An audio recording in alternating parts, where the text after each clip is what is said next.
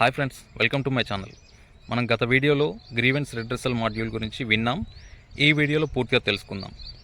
అనేక రకాల కారణాల వల్ల సైబర్ క్రైమ్ వారి ఆదేశాల మేరకు బ్యాంకు వాళ్ళు మన అకౌంట్స్ అనేది ఫ్రీజ్ చేస్తున్నారు.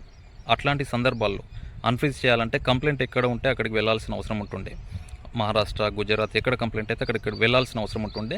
ఇప్పుడు I4C వారు తీసుకొచ్చిన కొత్త విధానాన్ని బట్టి గ్రీవెన్స్ రిడ్రెసల్ మాడ్యూల్లో మన దగ్గర నుంచే మనం ఒక గ్రీవెన్స్ రేజ్ చేస్తే ఆటోమేటిక్గా 90 డేస్ లోపల అన్ఫ్రీజ్ అయ్యే దాని గురించి మనం ఇప్పుడు తెలుసుకుందాం.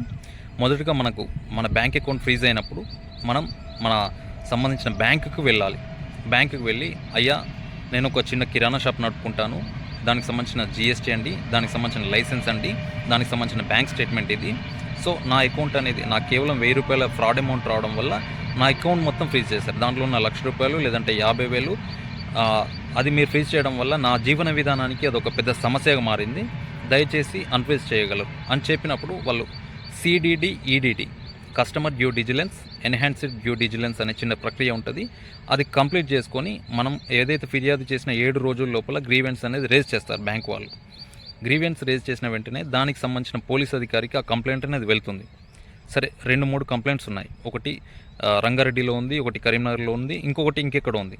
అట్లాంటి సందర్భంలో ముగ్గురు కూడా మెసేజ్ అనేది వెళ్తుంది. వాళ్ళు వెంటనే కంప్లైంట్ అందుకున్న వెంటనే దాన్ని ఎంక్వైరీ చేసి, అంటే 15 రోజుల లోపల ఎంక్వైరీ చేసి అన్ఫ్రీజ్ చేయాలా, ఫ్రీజ్లో ఉంచాలని ఏదో ఒకటి చెప్పాలి బ్యాంక్కి. అంటే దీనికోసం అవసరమైతే మనకు ఎలక్ట్రానిక్ రూపంలో లేదంటే ఫిజికల్గా ఒక నోటీస్ ఇస్తారు, ఏది VC అటెండ్ కమ్మని చెప్పి.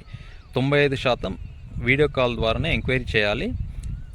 అట్లా ఎంక్వైరీ చేసిన తర్వాత ఆయన IO అన్ఫ్రీజ్ చేయమంటే సాటిస్ఫై అయితే కనుక అన్ఫ్రీజ్ చేయమంటాడు.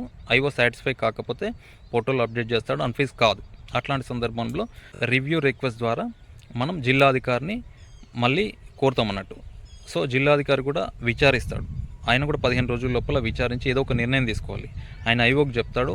IO గారు వితిన్ 2 డేస్లో జిల్లా అధికారి నిర్ణయాన్ని పాటించాలి.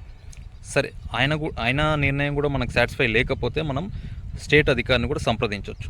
సరే, మనం ఇప్పటికీ తిరిగి ఉన్నాం, ఇవన్నీ మనతో అవుతుందా అంటే, ఒకవేళ ఎవరు పట్టించుకోవట్లేదు అంటే కనుక, అంటే పోలీసులకు వచ్చే 100 సైబర్ క్రైమ్ కంప్లైంట్లలో 10% మాత్రమే వాళ్ళు హ్యాండిల్ చేస్తారు. ఎందుకంటే 90% విక్టిమ్స్ విల్లింగ్ ఉండరు, లేకపోతే అమౌంట్ హోల్డ్లో ఉండదు, లేకపోతే ఏదో కారణాల వల్ల విక్టిమ్స్ సైడ్ నుంచి సరైన రెస్పాన్స్ ఉండదు. సో పోలీస్ వారు వాళ్ళ బిజీలో వాళ్ళు విక్టిమ్ రెస్పాండ్ కానప్పుడు వీళ్ళు కూడా రెస్పాండ్ అవ్వరు. అట్లా ఈ పోలీస్ వారు ఎవరు రెస్పాండ్ కాకపోతే కనుక గ్రీవెన్స్ రేజ్ చేసిన 90 డేస్ లోపల మన అకౌంట్ అనేది ఆటోమేటిక్గా అన్ఫ్రీజ్ అవుతుంది. కాకపోతే 15 రోజుల ముందు బ్యాంకు వారు మళ్ళీ పోలీస్ వారికి ఇంటిమేషన్ ఇస్తారు, ఈ అకౌంట్ని అన్ఫ్రీజ్ చేస్తున్నాము, మీకేమైనా అభ్యంతరం ఉందా అని. ఒకవేళ పోలీస్ వారు మాకు అభ్యంతరం ఉంది, మేము FIR చేసాము, ఇన్వెస్టిగేషన్ నడుస్తుంది, ఈ అకౌంట్ని ఫ్రీజ్ కంటిన్యూ చేయండి అంటే మళ్ళీ ఒక 90 డేస్ మాత్రం ఫ్రీజ్ చేయండి అని కోరే అవకాశం ఉంటుంది. సో సరే, ఎవరు రెస్పాండ్ కాకపోయినా ఆటోమేటిక్గా మనకి 90 డేస్ తర్వాత డీఫ్రీజ్ అంటే అన్ఫ్రీజ్ అవుతుంది. కాబట్టి అంటే చాలామంది బాధితులకు ఇది ఒక మంచి అవకాశము. సో అట్లా ఎవరైనా ఉంటే కనుక గ్రీవెన్స్ రిడ్రెసల్ మాడ్యూల్లో మీ అకౌంట్స్ అనేది అన్ఫ్రీజ్ చేయించుకోగలరు. ఓకే అండి, ఇలాంటి విలువైన సమాచారాన్ని చాలామందికి షేర్ చేయండి. అట్లాగే సబ్స్క్రైబ్ చేసుకోండి, లేదంటే ఫాలో చేయండి. ఓకే, మన నెక్స్ట్ వీడియోలో మనీ రిస్టోరేషన్ మాడ్యూల్ గురించి మనం తెలుసుకుందాం. ఎందుకంటే విలువైన ఇన్ఫర్మేషన్ అది. దాంట్లో ఏంటంటే నా అమౌంట్ పోయింది, నేను ఒక 50,000 వరకు హోల్డ్ అయింది. సో ఆ సందర్భాన్ని బట్టి FIR అవసరం ఉన్నా లేకపోయినా, కోర్ట్ ఆర్డర్ అవసరం లేకపోయినా, నా ఇంటి నుంచి నేను ఆన్లైన్లో 50,000 అంటే నా హోల్డ్ అయిన అమౌంట్కి నేను అప్లై చేసుకోవచ్చు. పోలీస్ వారి నుంచి నా అమౌంట్ అనేది నాకు తాత్కాలిక భృతి కింద నా అమౌంట్ అనేది నాకు రీఫండ్ అవుతుంది. So thank you friends.